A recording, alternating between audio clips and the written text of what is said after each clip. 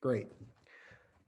So before we jump into it, and the beautiful thing, hopefully everybody's got one of these model Seder Haggadah in front of you. The beautiful thing about this ceremony is that we learn about it interactively through reading and participating. And that's how Jewish families, just like we're gathered here today, Jewish families would gather around a table.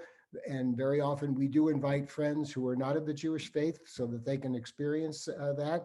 This year, most people will be Zooming their Passover Seder, and most synagogue rabbis have pre-recorded because some people don't use electricity on the Sabbath and on holidays, so they will pre-record something that people can tune in and watch. So everybody's gotten very creative, and this is actually the second Passover we'll be doing this, because last year we did it this way as well. So just a word about Jewish holidays in general. The Jewish holidays, most of them are commanded in the 5 books of Moses, the Torah, the instruction, which is the blueprint of Jewish life. And God decided that rather than space being holy, time would be holy. Unlike the pagan cultures of the ancient Near East, where the temple and the idol were the holiest things, God said, no, time is the holiest thing. And God established that when God gave the Sabbath after creating the world for 6 days. On the 7th day, God rested, and God made it holy and said and commanded us to do the same. And that was really the establishment of the idea that time is holy and sacred. And then, not unlike other ancient Near Eastern cultures, the holidays, the major biblical holidays, go along the agricultural cycle, because everyone back then, just as we are today, but even more so then because of famine, etc., you need to be grateful for the food that you are given. So in fact, the biblical year, if you read the 5 books of Moses, the first month of the year was spring. We are now in the first month of the year, because in an agricultural society, you're very aware that spring is the beginning of things. And we know, we say literarily that spring is the spring's eternal, right? And we even see as fall, you're in the autumn of your life, et cetera, et cetera. So we're even aware of that. You use that these days, but it was done even more so back in those days. So the Passover holiday commemorates the spring festival, is the spring festival, and our holidays also have historical significance. So because the Exodus from Egypt, which is one of the primary events in history, because had we not been freed from slavery, we would still be slaves in Egypt, as we will read many times tonight, this afternoon. And so 7 weeks from now is the barley harvest, and we have a holiday called Shavuot, which means weeks, Pentecost in the Christian tradition, and that's the barley harvest. And then we have the summer and the fall, where most things grow, and then the fall we have a major celebration called Sukkot, booths, which reminds us of how God took care of us while we wandered in the desert.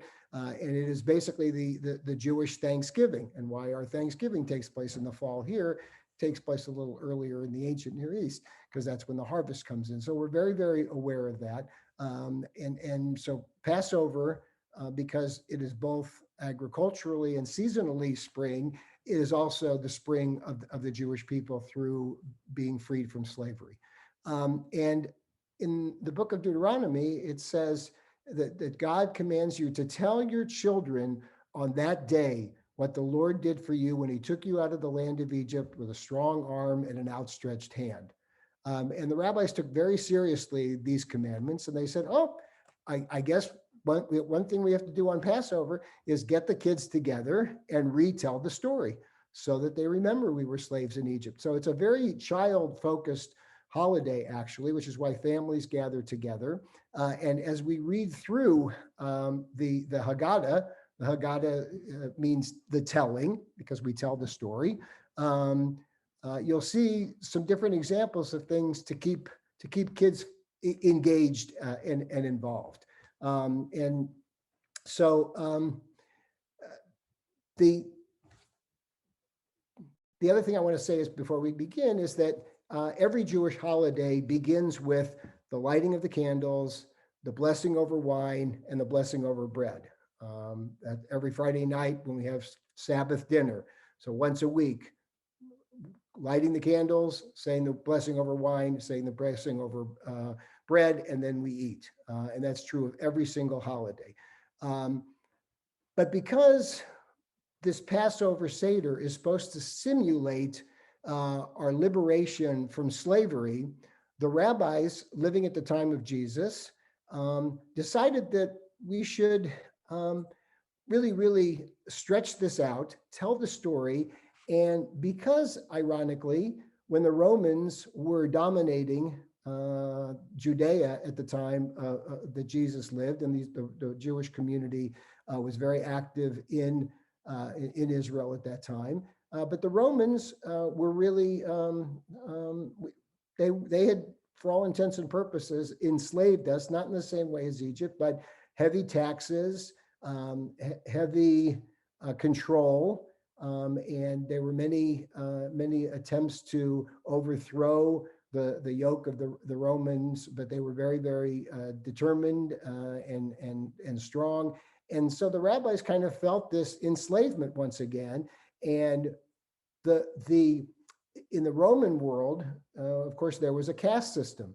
If you were lucky enough to be born into, the Senate, the highest echelon, then your life was pretty good. But most people were slaves, and life was pretty miserable. And the Jewish people were really seen by the Romans as their slaves, as their servants, and they had to pay heavy taxes, et cetera, et cetera. So the rabbis were really aware of this feeling because they were living through it. And in those days, the symbol of liberation and of that highest caste system, if you will, was the Roman feast. And you've all learned about it and studied when you were a kid about how the Romans used to have all these slaves, and they would lie on couches and they would feed them, and they would eat so much they had vomitorium. They would eat so much they would go vomit, and then they'd come back and eat more, and they'd have the actors would come in and put on a production for them. So they said, you know what? Rather than just lighting the candle, saying the blessing over wine and saying the blessing over bread, we're going to have hors d'oeuvres, just like they did in these Roman feasts. We're going to have a story. We're going to tell a story and act out the Exodus from Egypt. We're going to have 4 glasses of wine like they do at their big celebrations. Even though we're poor, this is supposed to be about liberation and about being free. So we're going to stick it to the Romans, if you will, and show them that even though they think they're enslaving us, we're going to show that we can be, at least for one night, we can be free people and have this. So the Haggadah and the Seder was actually patterned after a Roman feast. But obviously, because it was a religious ceremony, didn't go to the full extent of what a Roman feast would invariably end up including. So just keep that in mind as we go through this, because again, there are many similar elements. So as I said, this is very interactive, and we're going to go through it. I'm going to, based on my screen, I'm just going to call on people to read. So we're going to, if you open up your book to the inside cover, you will see the Seder plate that hopefully you all put together knowing what you needed to have as part of your Seder meal. And there are different traditional Seder plates that have been created. But you can see this is a very artistic one. It was probably glass, I would guess.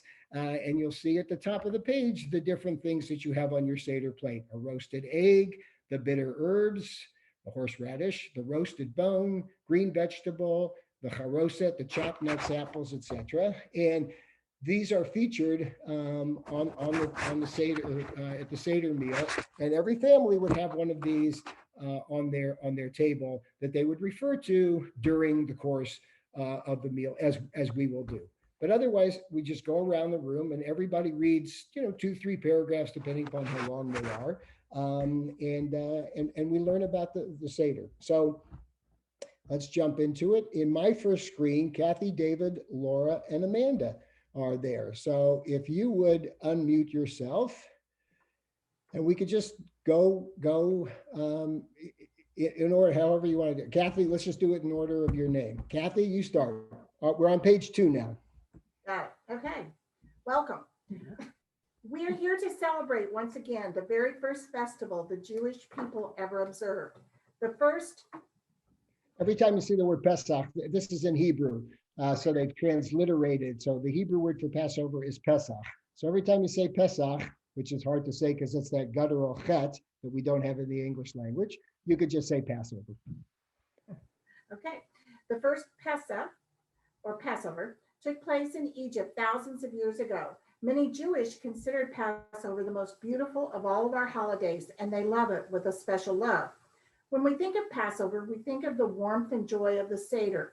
The Seder brings together families and friends who eat and drink together, sing together, and recite together the old, yet ever new, story of the Exodus from Egyptian slavery.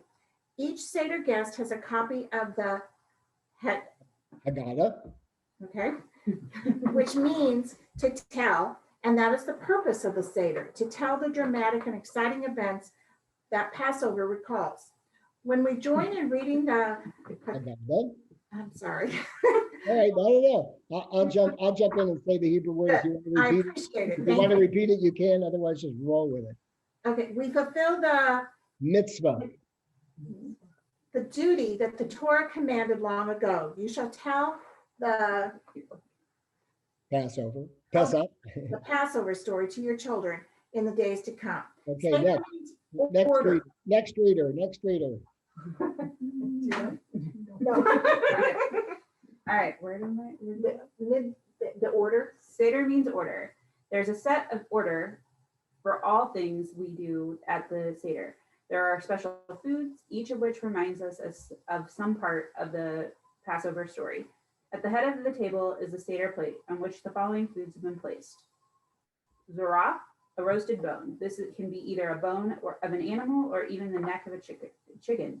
Zorah reminds us of a special lamb which was offered on Passover in the ancient temple of Jerusalem. Is it Beitzah? Beitzah. Beitzah.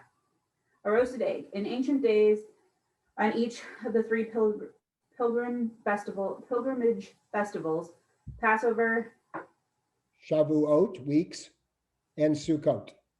Okay, a sacrifice was offered in the temple in honor of the holiday. The roasted egg reminds us of that offering. Marrow. Bitter herb. Horseradish can be used. This is a reminder of the bitterness and the hardship of slavery in Egypt. Haroset. A mixture of chopped apples, nuts, and cinnamon colored with red wine. This reminds us of the clay used with the mortar by the Israelites when they made bricks for the pyramids, which were built for the Pharaoh. Karpas. Some green vegetables, usually parsley or celery. The karpas is a reminder of springtime, the season of Passover, when nature blooms again and awakens our hope. Great. Next reader, top of page 3. I think they want to pass. That's it? I think they want to pass. Okay, very good. Okay, then my next screen is Shannon. So unmute yourself, Shannon, and start at the top of page 3. Did you mean Sharon instead of Shannon? Oh, I'm sorry, Sharon. Okay, it doesn't matter because I don't have a book. I'm sorry. Oh, okay, all right. Sorry, Kathy.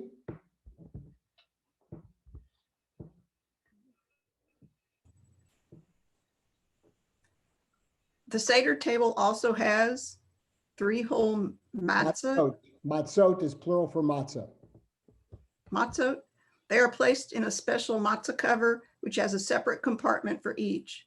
The 3 matzot represent the 2 loaves of bread, which are used on each Shabbat and Yom Tov. Sabbath and holidays, Plus a special piece of matzah for Passover. Each matzah also represents the three groups into which the Jewish people were divided in ancient times. The priests, the Levites, and all the rest of the Israelites. Wine. During the course of the Seder, we drink 4 cups of wine. We will learn the reason for this practice later in the Seder. Salt water. We will use this for the dipping of the karpas. Cup of Elijah. A large wine cup is in the center of the table in honor of the prophet Elijah. We shall explain why before we welcome Elijah towards the end of the Seder. Okay, here I can't lift up my Seder plate, of course, because it'll fall and everything will come off. But this is a matzah cover with the Hebrew word matzah. This was made in Israel, and here it has the divider with the 3 different sections of the 3 different matzot in it. Okay, so you asked about candlelight. So now we if you haven't lit your candles, you can light your candles now, because we usher in every holiday and Sabbath, as we mentioned, with the blessing over the candles. And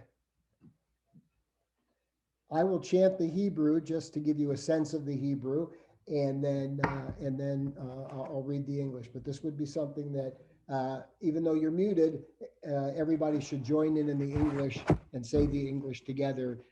We won't unmute ourselves because it will be a cacophony of craziness. So, but we could say it together. So this is how it sounds like in Hebrew.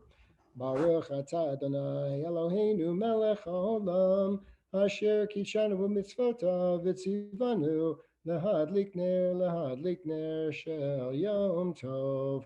Baruch atah Adonai Eloheinu melech haolam shehechiyanu v'kiyumanu v'higiyanu lazman hazeh. Let's read the English together at the bottom of page 3. Praised are you, Lord our God, ruler of the universe, who has taught us the way of holiness through your commandments, which include the mitzvah, the commandment of kindling the Yom Tov, the holiday lights. We thank you too, dear God, for keeping us alive and in good health so that we're able to celebrate this festival day. The Sabbath is in parentheses in the first paragraph, because sometimes if Passover falls on a Friday night, then you would include the word Sabbath and holiday. And the second blessing that we said is a blessing that is said the first time we do something. So the first day of every holiday during the year, if you haven't seen a person for a long time, you would say this blessing, just thanking God for keeping us alive till we arrived at this time. So we've lit the candles like we do every Sabbath and holidays. And now on page 4, we say the blessing over the wine, which we say at every Sabbath and holiday meal. So you see that in the middle of the page, it says on Sabbath begins here. So again, if this were a Friday night, then we would begin with these words. And these are the words from the Bible. On the 6th day, God rested, and he commanded us to make the Sabbath holy and rest. And then the Kiddush begins on the bottom of page 4, the blessing over the wine. We always lift our cups when we say the blessing, and you always say the blessing first, and then once you've said the blessing, then you can partake in it, just like breaking bread or whatever. So, Baruch atah Adonai Eloheinu melech haolam Borei Peri Hagafen. Blessed art thou, Lord our God, King of the universe, who brings forth fruit from the vine. Now you may drink.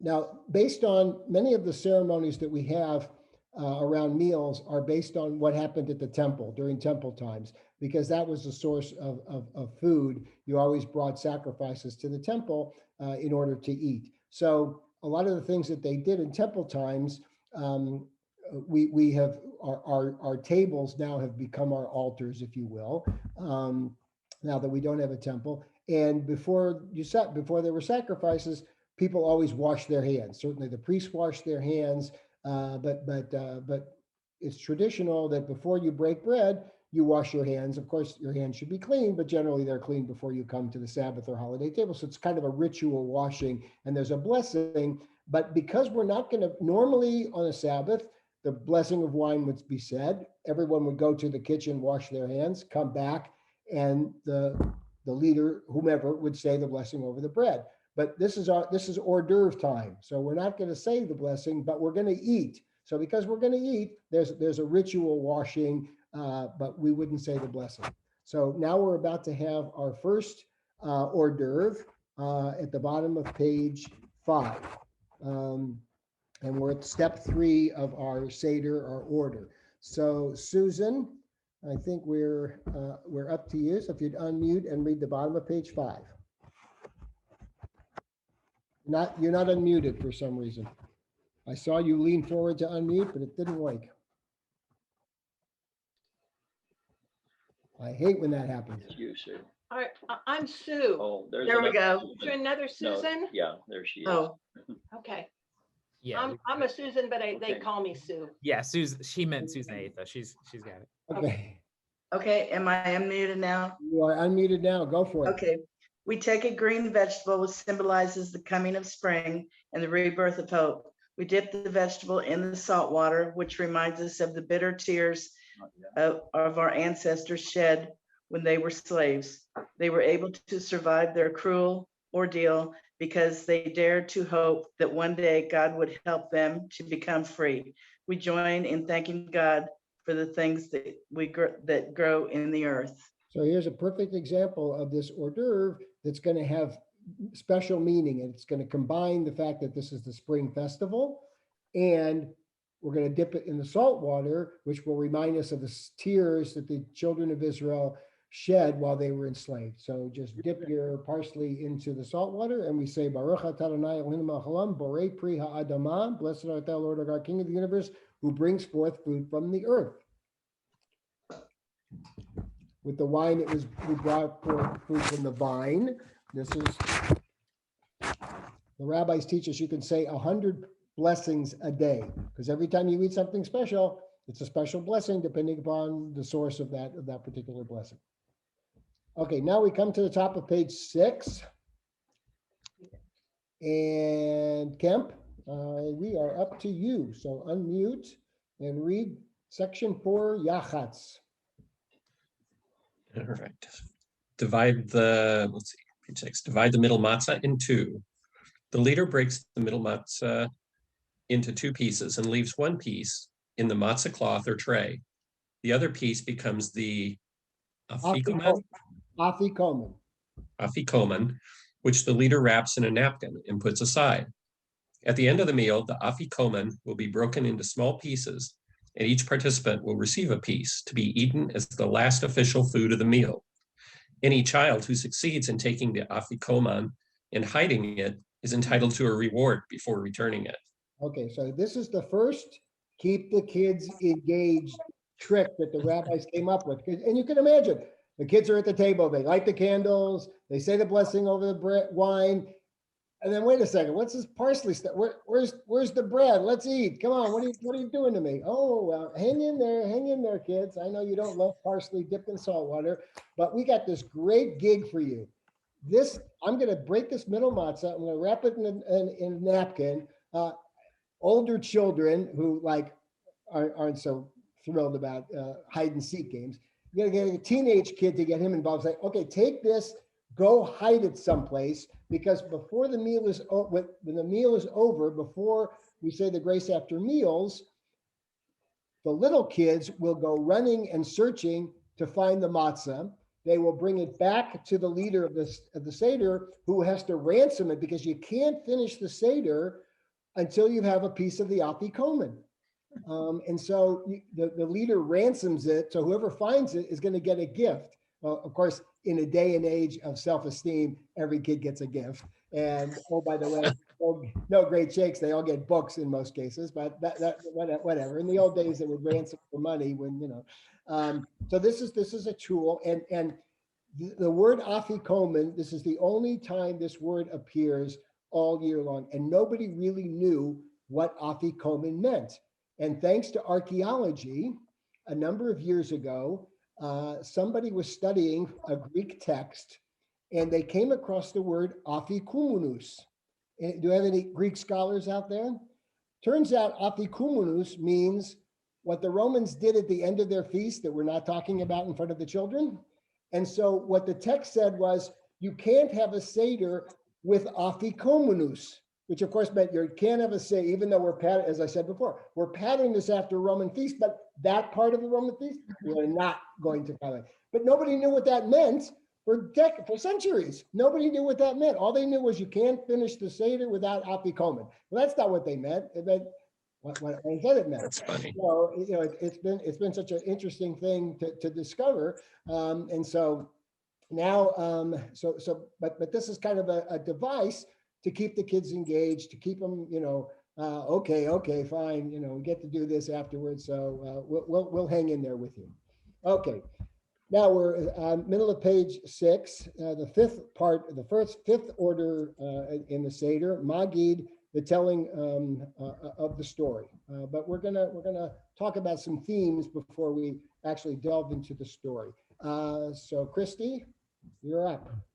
Okay. Tell the story of the Exodus from Egypt. Hospitality to strangers and to those in need is considered a mitzvah. This is especially true at Passover time. We must make it possible for every Jew who wishes to do so to observe Passover at a Seder. One of the ways we have always cared for the needy Jews is through a Ma'ot chitim fund, which supplies Passover food to the poor in our community and elsewhere. In the prayer which follows, we invite those in need to join us at our Seder table. We open the door as a sign of welcome to anyone who wishes to join us. Now, this part of the Seder was actually added during the Middle Ages, when Jewish people were ghettoized and shtetlized, forced to live under pretty severe persecution, and there was a lot of poverty within the Jewish community. So this would be a time that there would be beggars out in the streets, and because it's a commandment to observe this holiday, they would open the door and let people come in. So everybody mute themselves, but there's a few parts of the Seder that everybody reads together because they're so important, and this is one of them. So let's read together at the bottom of page 6. Behold the matzah, bread of poverty, which our ancestors ate in the land of Egypt. Let all who are hungry come and eat. Let all who are needy come and celebrate Pesach with us. Now we are here. Next year, may we observe Passover in the land of Israel. Now many are enslaved. Next year, may all be freed. And these words obviously have a lot more meaning during the Middle Ages, during severe persecutions, when we were outside of Israel, when we were not living in Israel, when we were a homeless people for almost 2,000 years.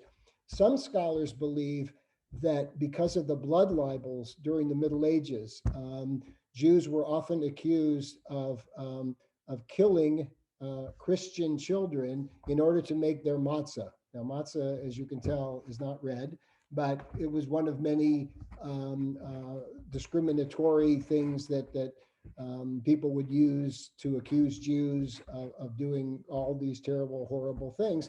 And some scholars believe that they opened the door here so they could say to any, not that there were any non-Jewish people who were their neighbors in a ghetto, but this was a way of saying, come in if you want to see what's going on. We're not using blood to make our matzah, and they weren't afraid to, But again, that's just another idea that was explained why this came into the Haggadah, was added to the Haggadah during the Middle Ages period. Okay, at the top of page 7, this is really, this particular part is actually chanted by the youngest child at the table. And you'll see very quickly why. I'm going to chant it, and then either Ian or Isaiah are up next. They can decide who will read the middle of page 7, if they hopefully have booklets. So I'm going to chant it. And again, this would be said by the youngest child, usually a kindergartner who's had a little bit of schooling. When I was principal of a religious school, my rabbi said, my rabbi boss said to me, listen, Alan, they're going to judge whether you're a good principal or not if the kids can sing the 4 questions at Seder. So you got a year to get this done. And if they don't know it, you're in big trouble. So it's a lot of pressure on us educators to make sure these kids know these 4 questions when they come. And they go like this. Ma nishtana halayla hazeh mikol haleilot shebechol haleilot anu achlin chametz umatzah halayla hazeh kulo matzah שבכל הלילות אנו אוכלים שהירקות הלילה הזה מרור, שבכל הלילות אנו מטבילין אפילו פעם אחת, הלילה הזה שתי פעמים, שבכל הלילות אנו אוכלים בין יושבין ובין מסובין, הלילה הזה כולנו מסובין. Okay, Ian or Isaiah, unmute and read the middle of page 7, the 4 questions in English. Sorry, Alan, we don't have a book. Okay, all right. Sorry, nice seeing you guys. Cynthia, you're next. Okay. Why is this night different from all other nights? On all other nights, we eat either bread or matzah. Why on this night only matzah? On all other nights, we eat any vegetables we wish. Why on this night are we supposed to eat especially bitter herbs? On all other nights, we need not dip any food into another even once. Why on this night are we asked to dip twice, the green vegetable into salt water and the bitter herbs into haricot? On all other nights, we eat either in a sitting or reclining position. Why on this night do we recline? Well, you can imagine a typical kid comes to the table, it's dinner time, and what's all this? What's going on here? How come we don't have the usual stuff? I know it's a holiday, but what's all this weird stuff? And Mom, you don't let me play with my food ever. Now you're telling me to dip not just once, but twice. I think we're supposed to do things like that. So it's a natural question. And the last one refers to one of the things that people do is they, to simulate the recliners that the Roman, used to feast on. People, sometimes it's just a leader will have a pillow on his, but there's some families that that divide this in half, that because they do this part of it before the dinner, they might do it in their family room and lay on the floor. The kids can sit on the floor or lay on couches and read through this and do all this stuff in a more informal setting, simulating, not being in a stuffy dining room table with dozens of relatives that you haven't seen for a long time. So that's, that's kind of the way. Okay, we continue. Carla, bottom of page 7.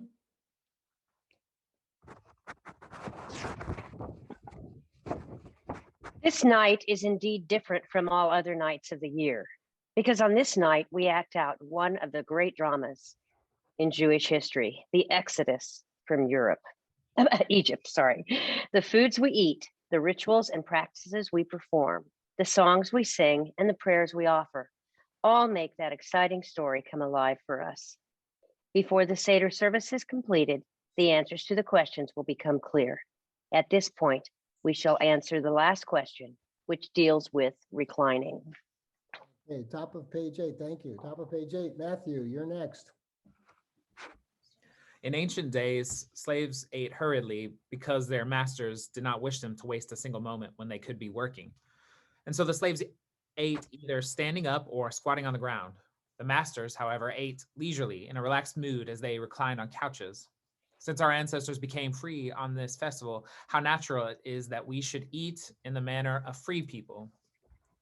Once we were slaves to Pharaoh in Egypt until Almighty God rescued us. If God had not brought our ancestors out of Egypt, all of us might still be slaves. Therefore, regardless of how wise we are, or how old we are, or how well we know the story, it is still a mitzvah, a duty, to tell and retell the story of the Exodus from Egypt. And the more we discuss it, the better we will understand how terrible it is to be a slave and how wonderful it is to be free. Anybody else in that household going to read? Me. Bottom of page 9. We're going to skip the top of 9. Now bottom of page 9. Those And two little paragraphs. And so all through the years, the story of the Exodus has been retold and passed along from one generation to the next. In each generation, the story of the Exodus has given the Jew courage to face difficulties. The story of the Exodus also gives us hope because it reminds us that God cares about the oppressed and helps them to achieve freedom. Very nice. Thank you. Okay, so this next section is also focused on kids. Remember, I told you that the Torah, the 5 books of Moses commands us to tell our children what God did for them. So as we all know, and I'm sure this doesn't refer to any children on the screen in our presence, but as we know, different children have different levels of interest, abilities, but it doesn't matter what their attitude is. We got to somehow reach every single kid and tell them this story. So this is about 4 different kinds of children. And we are up to Katie and Kevin. So whoever wants to go first, page 10.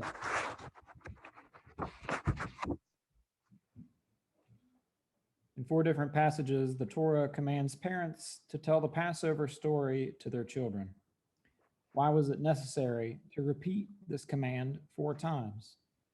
The reason is that no 2 children are alike, and each child has to be told the story of the Exodus in a different way. The first child is the wise child who says, "What is the meaning of all the laws and the rules which God has commanded concerning Passover?" The wise child loves Passover and is eager to celebrate it. This child wants to know the meaning of every custom, the reason behind every practice. The parent should patiently explain all that there is to know about Passover. The story should be told in such a way that the child will know not only how we observe the festival, but also why we observe it. The child should also be helped to understand the meaning the Passover has for us today in a world in which so many people are still not free. The second child is the rebellious child who says, "What does this service mean to you?" Notice that this child says "to you" as would a person who does not consider himself or herself a part of the Jewish people. This child talks like an outsider, like someone who does not care about our people's past or present. To Jews who love their people, this sounds horrible. To such a child, a parent should emphasize the importance of loyalty to the Jewish people. The parent should say, "I observed this festival because of what God did for me when I came out of Egypt. If you had been in Egypt, you would not have deserved to be brought out." Passover is not merely an event which involved our ancestors thousands of years ago, but one which involves every Jew in every age.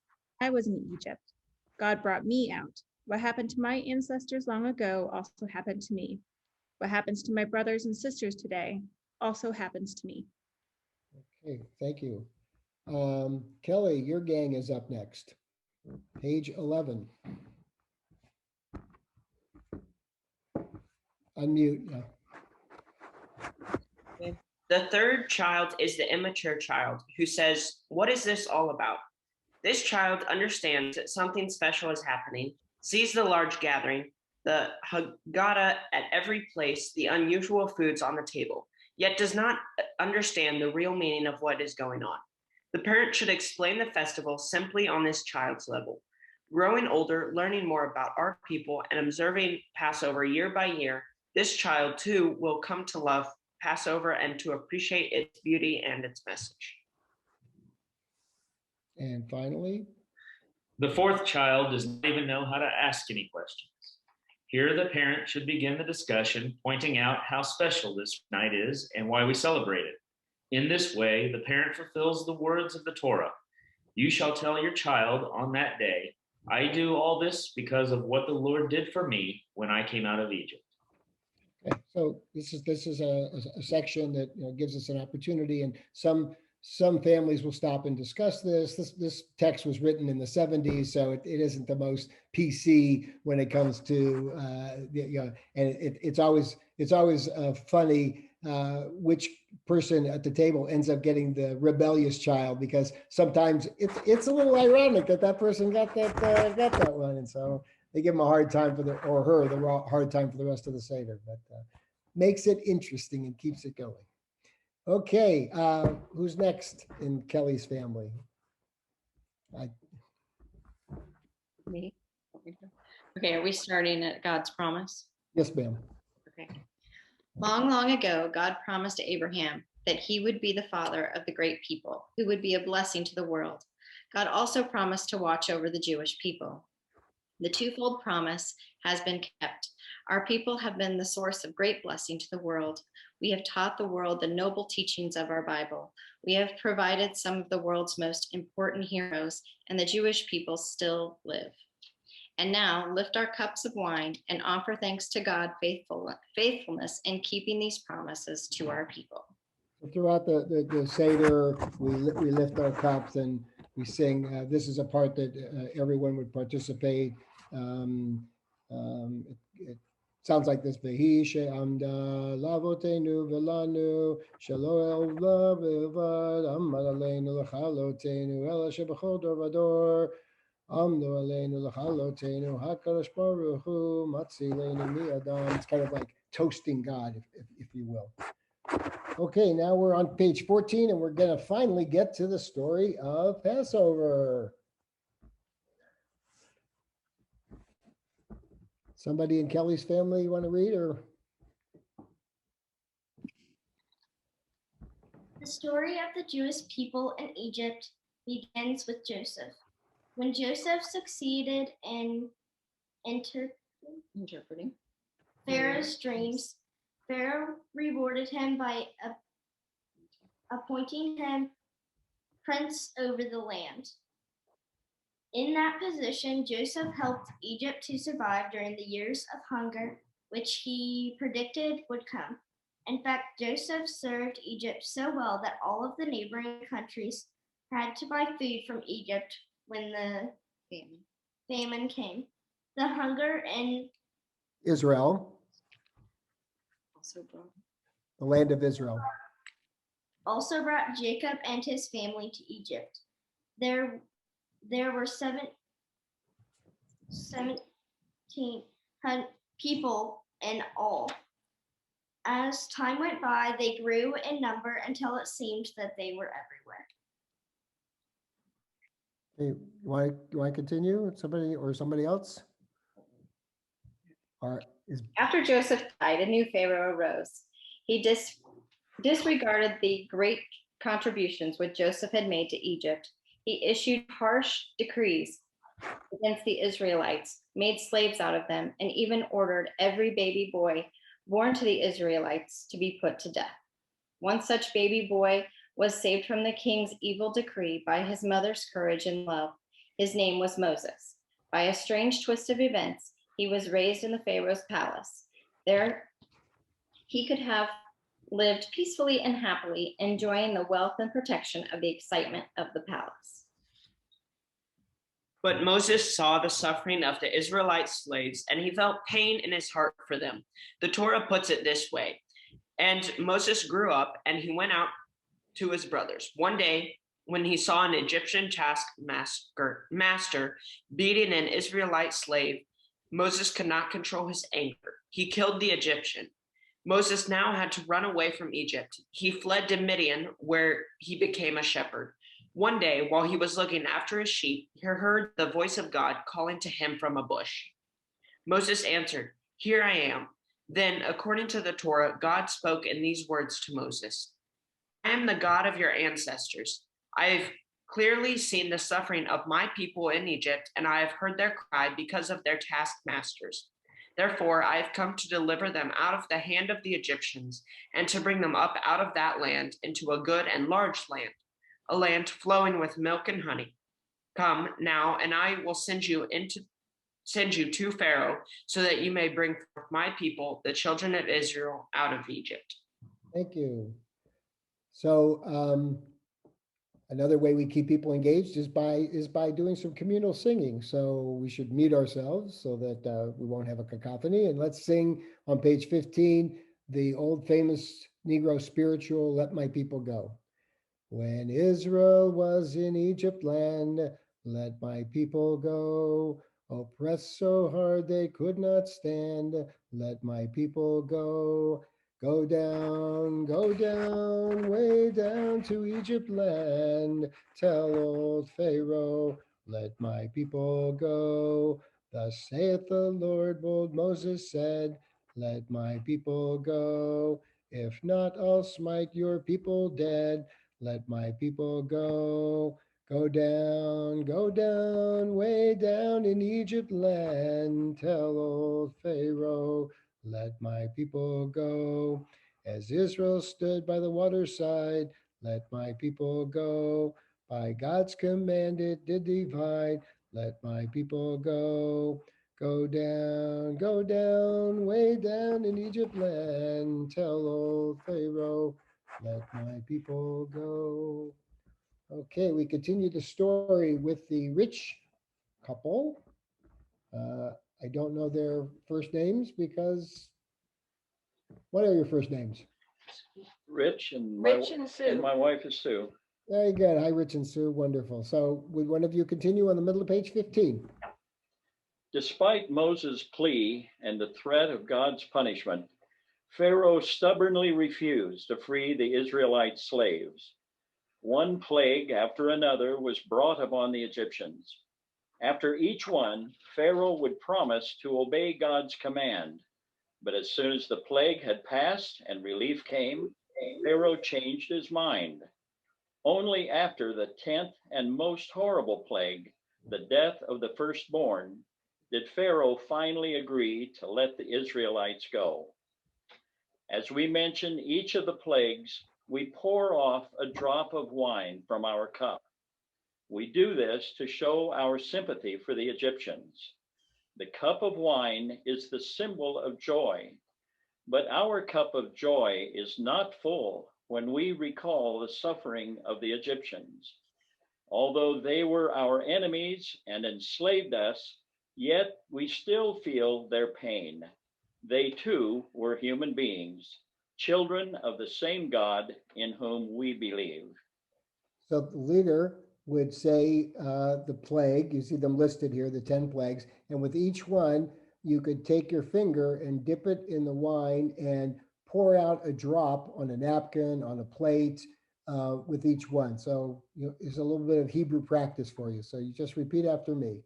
Dam, Svardea, Kinim, Arov, Dever, Shechin, Barad, Arbe, Choshech, Makat Bechorot, blood, frogs, vermin, wild beasts, cattle, disease, boils, hail, locusts, darkness, death of the firstborn. Okay.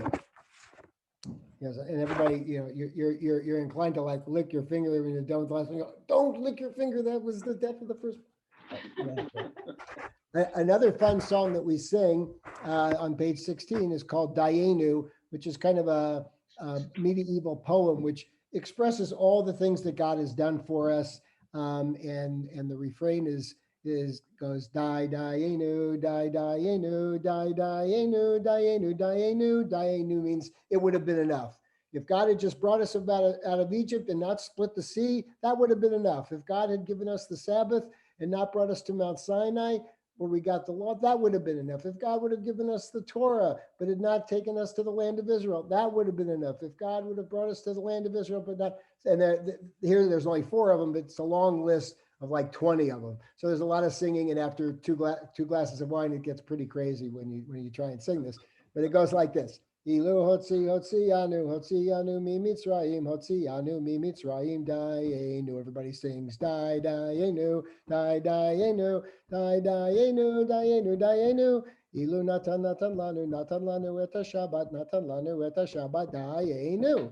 Dayenu, dayenu, dayenu, dayenu, dayenu. Ilu natan lanu et Torah, natan lanu et Torah, dayenu. Dayenu, dayenu, dayenu, dayenu, dayenu. Okay, now we come to the critical part of the Seder, mainly because we're going to eat pretty soon. And we got to talk about 3 very, very important things before we can enjoy the meal. So Helen, Reagan, we are up to you. If you unmute yourself and read the bottom of page 16.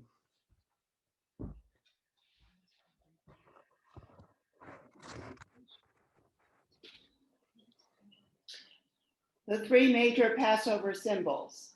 All the symbols of the Seder are important, but Rabbi Gamliel, who was a great religious leader more than 1800 years ago, used to say that there are 3 major Passover symbols.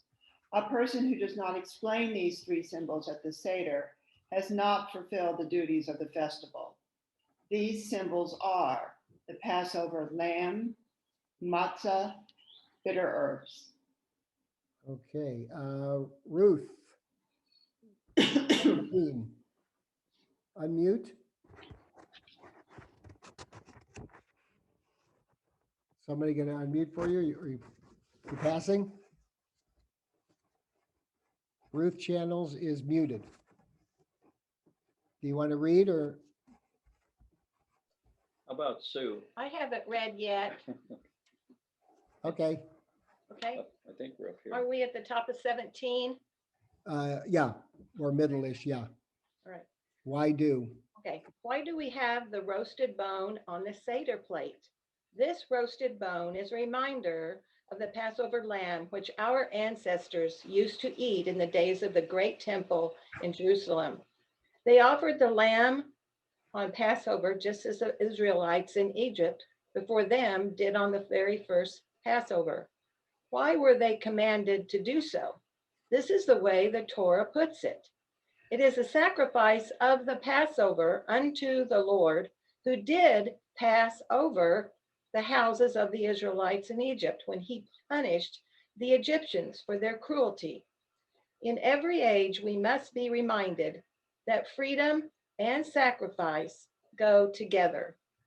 If we want to remain free, we must be ready to pay for that freedom. Very good. Okay, bottom of page 17, I think, has everybody read once? Okay, I think we're back to Kathy. I think Sue wanted to read. I think What's Sue that? Blue. See, it says Rich on the screen, but I think Sue wanted to read. I just read. Okay, she did. Never mind. Okay, I can finish the last two paragraphs if that's okay. go for it. Okay. Why do we eat matzah on Passover? It is a reminder of the flat baked dough our ancestors ate as they fled from Egypt. Thus, the Torah tells us they baked the dough they had taken out of Egypt into cakes of matzah. In their haste to leave Egypt, they did not wait for the dough to rise. The matzah can remind us that we too should not delay using an opportunity to do a good deed. When the chance presents itself to get to perform a mitzvah, we should seize it at once. Great, okay, and finally, the maror, bitter herbs, page 18. Now, Kathy, David, Laura, Amanda.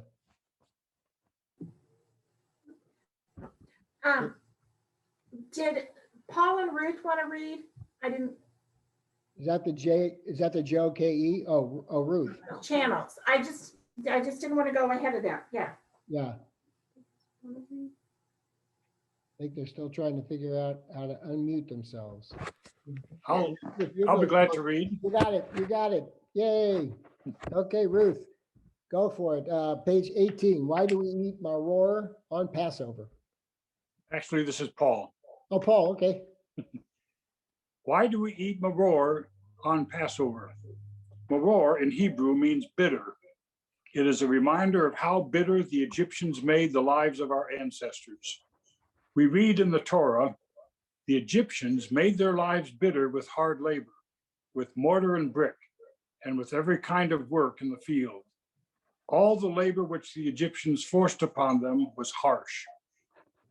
When we eat the maror during the Passover, we are reminded of the bitterness of slavery. The maror helps us to put ourselves into the place of those who suffer, those who are poor and hungry, those who are sick and alone. The maror helps us to care about other people. And the next paragraph is one of these really important paragraphs that everybody says together, starting within every generation toward the bottom of page 18. In every generation, each of us, go ahead. In every generation, each of us should feel as though he or she personally took part in the exodus from Egypt. This is what the Torah means when it says, on the day when your child asks about the meaning of Passover, tell your child, this festival I observe because of what the Lord did for me when I left Egypt. It was not only our ancestors whom God freed from Egypt, God freed us too. So let us give thanks. And at this point, there would be a number of psalms of praise for God that we would sing or read in Hebrew and in English. And then because we're praising God at the top of page 20, again, it's another toast, if you will, to God. So we say, Baruch atah Adonai Eloheinu melech haolam, borei pri hagafen, blessed are you, Lord God, King of the universe, who brings forth food from the vine. And this is technically our second glass, even though there was that part we had before. So now we reach the meal part. And as we do on Sabbath and holidays, as I mentioned before, everybody would go to the kitchen, wash their hands ritually. And you see at the bottom of the page, there's a blessing for washing your hands ritually. Praise are you, Lord our God, ruler of the universe, who's taught us the way of holiness through your commandments, which include the commandment to wash our hands. And then we say the blessing. Normally, when we say the blessing, on the top of page 21, it's the first line, which is Baruch atah Adonai Eloheinu melech haolam, hamotzi lechem min haaretz. Blessed are you, Lord our God, King of the earth, who brings forth food from the ground. But because we're also commanded to eat matzah on Passover, we say a second blessing, blessed are you, Lord our God, King of the universe, who's commanded us, who's made us holy through the commandments, and commanded us to eat matzah. And then, so now at that point, now you can eat a piece of matzah, because we've said our blessing over matzah. So if you want to try your matzah, you may eat your matzah. This is, talk about breaking bread. This is really breaking bread, only it's matzah. Okay, now we move to the bitter herbs, because as we mentioned, those three things, matzah, maror, and the Paschal offering. So the maror is the bitter herbs. So some people use the raw horseradish like this, or fortunately, because romaine lettuce is also bitter, if you don't want to do the raw horseradish, you can use a piece of romaine. And because the rabbis had a little bit of sympathy for us, they said, especially when they used to eat the raw horseradish, rather than just eating the raw horseradish, let's have the people, let's create this concoction of apples and cinnamon and wine and nuts, something sweet to sort of cut the bitterness of the slavery, but still remind us of that mortar that we used to build the pyramids in Egypt. So you could take a piece of romaine if you want romaine, or if you have the bitter herbs, and combine it with a little bit of the charoset. And we say the blessing, blessed are you, Lord our God, King of the universe, who's made us holy through your commandments and commanded us to eat the maror.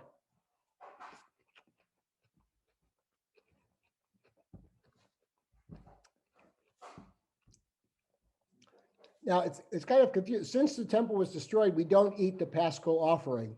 And actually, some people are careful not to serve lamb at their Passover Seder, because someone might think, uh-oh, they did the sacrifice. You're not supposed to do that because there's no temple around. But technically, we might be eating matzah and maror. You know, before there was the Big Mac, in the ancient time, you had your matzah, you had your piece of lamb, and your maror was the special sauce, right? That was your sandwich. But we can't do that because we're not sacrificing anymore. So Hillel, who was a rabbi who lived around the same time as Jesus, said, well, the commandment is to eat matzah and maror. We can't have the lamb, I get that. So let's eat matzah and maror, which wouldn't have been as nice and sweet as the charoset, right? The concoction of apples and nuts. So Hillel didn't win that argument. Obviously, the people who advocated, I guess since it's about kids, they probably wanted things to be, they would be a little less, but out of respect for Hillel, we also eat a sandwich comprised of matzah and bitter herbs, but there's no blessing over that because that one didn't win out for whatever reason. And then you see step 11 at the bottom of 21, eat the meal. So we have the meal, and there are a lot of traditional foods, but all the food during Passover, all 7 or 8 days of Passover, no leavened products. So you can't eat any bread, any cereals, anything made out of leavening or corn, any product that would leaven. So all food has to be strictly prepared for Passover. And then there's traditional foods, matzah ball, soup, there's a matzah meal, kind of like flour that you could add eggs and oil and form into a ball and boil in water or chicken soup. And then you have this really delicious matzo balls. And people usually have chicken or brisket with vegetables and potato, fresh vegetables, because you can't have any starches like pasta or anything like that on Passover. It's usually a very festive meal, which, lasts, 45 minutes to an hour, which makes the meal even later. And our holiday doesn't start until nightfall. So this year, because of the timing, most Seders in Jewish families won't start till 8 o'clock when the Sabbath is over, because it starts this Saturday night. So you have to wait till nightfall, because Passover doesn't start till nightfall. So it's a very late evening, and it'll probably go till midnight. Some people's will go even later. And of course, we'll lose the kids whenever we lose the kids. But hopefully everybody will take a nap on Saturday, which is a good thing to do on the Sabbath anyway. And so you see at the top of page 22, where I'm rolling through this because we're getting close to our hour. You see at the top of the page, eat the afikomen. And as I mentioned before, you can't finish the Seder meal without the afikomen. And this is where the kids, after dessert is served, the kids can't wait to go run and look for the afikomen. They find the afikomen, they bring it to the leader. Okay, what are you going to give me for it? Because I'm going to hold this ransom until you give me something. And so the leader gives the guy who found it, and of course every other one something too. And then we say the grace after meal, which we say after every meal, and that goes through page 24 and 25.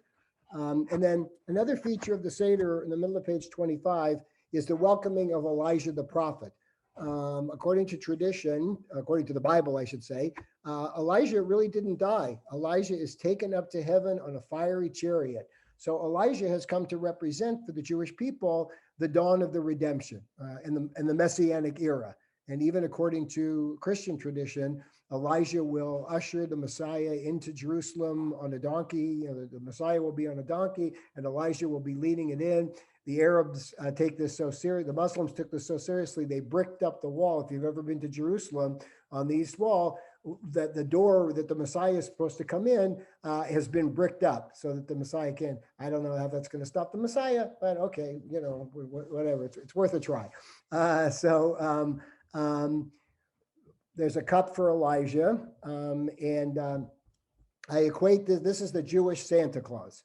So according to tradition, Elijah visits every Jewish home on Passover Seder and drinks a little of the wine from Elijah's cup. There's a very nice ornate cup made on the table. And what happens is the children run, they open the door for Elijah, and they run back to the table and they look to see Elijah drink. And while they're looking at the cup, the leader usually knocks his knee against the table so that, of course, the wine shakes and the kids think that Elijah's been there, and then they run him back, they usher him back out the door, and they close the door, and we sing a song to Elijah. And some teenage smart aleck, says, I don't know how Elijah drinks all that wine and isn't drunk, blah blah blah blah blah. So every teenager is to ruin it for the little ones, but that's the way it goes. So again, because this is about liberation, and when Elijah comes, not only will the Israelites, the Jewish people be liberated, but all people of the world will be liberated. Page 26, since the Holocaust and the birth of the State of Israel, sections have been added to the Haggadah relating to the suffering and the loss of 6 million Jews during the Holocaust, during the Nazi era. And then, of course, the gratitude. There's been sort of this modern contemporary enslavement in Egypt, like with the Holocaust, and then freedom and returning to the promised land after 2,000 years. So it's an appropriate way of sort of contemporizing this ancient story from Egypt biblically. And unfortunately, we have this modern, relatively modern historical event, which is very similar to our enslavement in Egypt and then our liberation to freedom and entering the promised land. So a lot of Haggadahs have added that. And there are probably 150 different Haggadahs for every orientation because of the slaughtering of the lamb in the 60s, they came out with a Haggadah called the Liberated Lamb for Vegetarians. because vegetarians were offended that you're killing an animal. So we have to have a liberated and all sorts of other kind of fun Haggahs for different ceremonies, for different people with different orientations. There's even contemporary Haggahs in Israel that talk about the plight of the Palestinians, the political, something that we learned on our trip, how difficult it is. And so now in the Israeli-Palestinian conflict, we have this irony that now the Jews are the oppressors and the Palestinians are suffering. And so there's a lot of sections that have been added. For my Seder plate, I use a plate that was made in Bethlehem in the West Bank. And that's the Seder plate that I use. And it's got a beautiful tree of life on it. And it's my way of recognizing that there are still people suffering. And certainly in this era of Black Lives Matter and now attacks on Japanese American, Asian Americans, we unfortunately, this story continues to be too relevant for one of God's children or another, and why it needs to be retold year after year, because unfortunately it's still very, very relevant. We end the evening with some fun, silly, crazy songs based on, my favorite one is on page 30, Who Knows One. This is the Jewish version of the 12 Nights of Christmas. And it's represented of 1 to 13 different things, 12 Nights of Christmas, and these are 13, and they're representative. So who knows one? It's kind of a question game for the kids. Who knows one? And the kid goes, I know one. One is God, the creator of heavens and earth. Who knows two? I know two. Two are the 2 tablets that Moses brought down from Mount Sinai. 3 are the Abraham, Isaac, and Jacob. 4, Sarah, Rebecca, Rachel, and Leah. 5 are the 5 books of Moses. 6, et cetera, et cetera, et cetera. And you sing it really fast. And again, now you've got 4 glasses of wine in your gut. And it's really fun. So here's what it sounds. Here's what 13 sounds like. Shlosha asar mi yodeya, shlosha asar ani yodeya, shlosha asar mi yodeya, shnei masar shiftaya, chad asar kochbaya, asara dibraya, tisha yachileda, shmona yameila, shiva yamei shavada, shisha sidri mishnah, chamisha chumshei Torah, arba imaot, shlosha avot, shnei luchotabi, echad Eloheinu, sheba shamayim uva and a partridge in a pear tree. So you can see it was definitely inspired by the 12 Nights of Christmas. So that's a crazy thing. And then we conclude the Seder, and the Seder concludes with the words, L'shana haba b'Yerushalayim, next year in Jerusalem. And again, for centuries in the Middle Ages when we were homeless, that was the great prayer, that we should return to our homeland, the promised land, just as the Jews in Egypt were freed and fled. And you can see that some Haggadahs will add Hatikvah, which is the national anthem of Israel, as well as America, because we're grateful to live in a wonderful country that, as much challenges as we have with discrimination, etc., it is by and large a democracy. And since the Middle Ages Spain, no country has been as welcoming to the Jewish people based on a lot of discrimination over the century. So that's the Seder. Any questions? If you want to unmute, and yes.